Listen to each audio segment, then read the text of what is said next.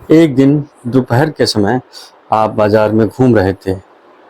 آپ سے کسی نے پوچھا کہ عمر بن خطاب، تم تو اسلام کے بہت بڑے دشمن ہو، اور تمہاری بہن خود دین اسلام میں داخل ہو گئی۔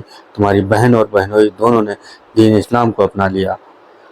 حضرت عمر کو بہت غصہ آیا اور آپ وہاں سے سیدھے اپنی بہن اور بہنوئی کے گھر گئے۔ ایک روایت کے مطابق جب ابو جہل نے یہ اعلان کر دیا کہ جو سرکار دو عالم صلی اللہ علیہ وسلم کو نعوذ باللہ قتل کرے گا، اسے 100 اونٹ انعام میں دیے جائیں گے اور 100 چاندی کی عقیاں دی جائیں گی۔ جب یہ اعلان حضرت عمر نے سنا تو آپ اسی سمے تلوار لے کر سرکار دو عالم صلی اللہ علیہ وسلم کے گھر کی طرف چل دیے۔ راستے میں کسی نے آپ سے پوچھا کہ اے عمر، کہاں جا رہے ہو؟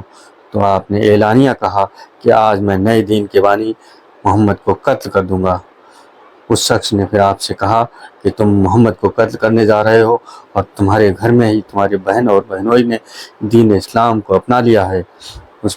یہ سن کر آپ کو بہت غصہ آیا اور آپ سیدھے وہاں سے اپنے بہن اور بہنوئی کے گھر گئے۔ جس سمے آپ گھر گئے، وہاں گھر میں 2 لوگ اور موجود تھے، بہن اور بہنوئی کے سوا، جو نئے مسلمان ہوئے تھے۔ وہ سبھی لوگ اندر قرآن شریف کی تلاوت فرما رہے تھے۔ آپ نے جب دروازہ کھٹکھٹایا تو آپ کی آواز سن کر سب لوگ اندر چھپ گئے۔ آپ کی بہن نے آ کر دروازہ کھولا۔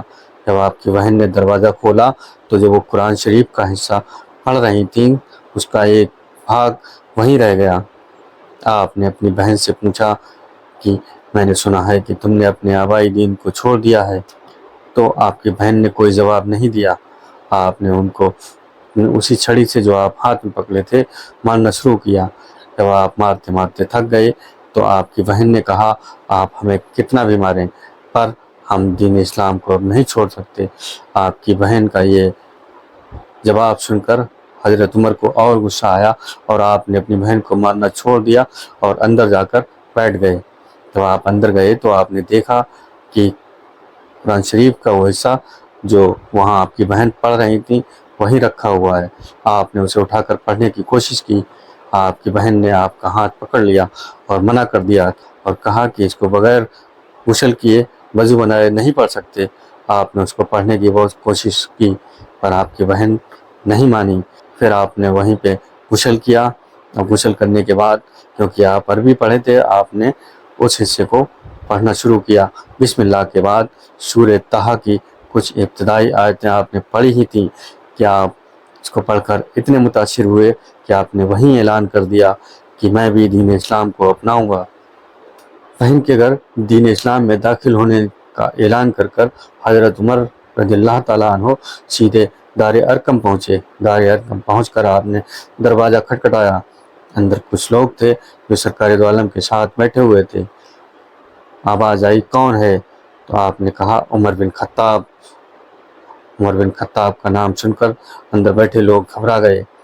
آپ سرکار دو عالم نے کہا کہ جاؤ دروازہ کھول دو۔ لوگوں نے دروازہ کھولا اور آپ کو دونوں بازوؤں سے پکڑ لیا۔ سرکار دو عالم نے کہا کہ ان کو یہیں بٹھا لو۔ آپ کو بٹھایا گیا۔ سرکار دو عالم صلی اللہ علیہ وسلم نے آپ کی قمیض پکڑ کر اپنی طرف کھینچا اور کہا کہ اے عمر، دین اسلام میں داخل ہو جاؤ، اللہ تمہیں ہدایت دے۔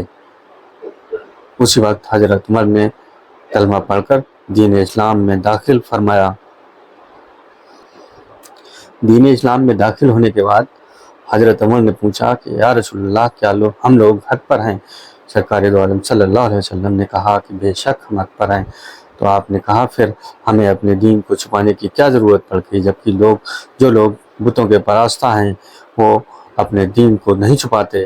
آپ سرکار دو عالم صلی اللہ علیہ وسلم نے فرمایا کہ ہم ابھی تعداد میں کم ہیں اور قریش کے لوگ ہمارے ساتھ جو سلوک کر رہے ہیں وہ تم بہتر جانتے ہو۔ آپ نے کہا کہ کچھ بھی ہو، اب ہم حرم میں جا کر نماز ادا کریں گے۔ اور پھر دار ارقم سے صحابہ کو 2 صفوں میں لے کر آپ حرم کی طرف چل دیے۔ ایک صف کی قیادت حضرت عمر رضی اللہ تعالیٰ عنہ کر رہے تھے اور دوسرے صف کی قیادت حضرت حمزہ رضی اللہ تعالیٰ عنہ کر رہے تھے۔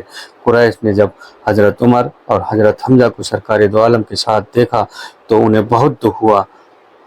کیونکہ یہ دونوں قریش کے بہت بہادر شخص تھے جنہوں نے دین اسلام کو اپنایا تھا۔ ایک روایت میں ہے کہ اسی روز آپ سرکار دو عالم صلی اللہ علیہ وسلم نے حضرت عمر کو فاروق اعظم کا لقب دیا۔ ایک روایت میں ہے کہ سرکار دو عالم صلی اللہ علیہ وسلم کے پاس کلمہ طیبہ پڑھ کر آپ سیدھے حرم کی طرف گئے اور طواف کر کے جہاں قریش کے لوگ عتبہ اور ابو جہل بیٹھے ہوئے تھے، آپ نے وہاں جا کر اعلانیہ کہہ دیا کہ میں نے بھی دین اسلام کو اپنا لیا ہے۔ قریش کے لوگ پہلے تو ایک پل کے لیے یہ سن کر بہت ہی آشچర్యچکت ہوئے، پر اگلے ہی پل وہ آپ حضرت عمر پر ٹوٹ پڑے، آپ کے ساتھ مار پیٹ کرنے لگے۔ آپ نے ان کے سردار عتبہ کو جکڑ لیا اور عتبہ چلایا کہ اسے چھوڑ دو، جانے دو ورنہ یہ مجھے مار دے گا، اور اس طرح جو بھی آپ کی طرف بڑھتا آپ اس کو پکڑ لیتے اور نیچے گرا لیتے۔ اور پھر قریش نے کہا کہ اسے جانے دو ورنہ یہ ہم سب کو مار دے گا۔ آپ پھر حرم میں راستہ صاف کر کے سیدھے دار ارقم پہنچے۔ دار ارقم میں آپ نے سبھی مسلمانوں کو لیا اور سیدھے حرم شریف میں گئے اور نماز ادا کی۔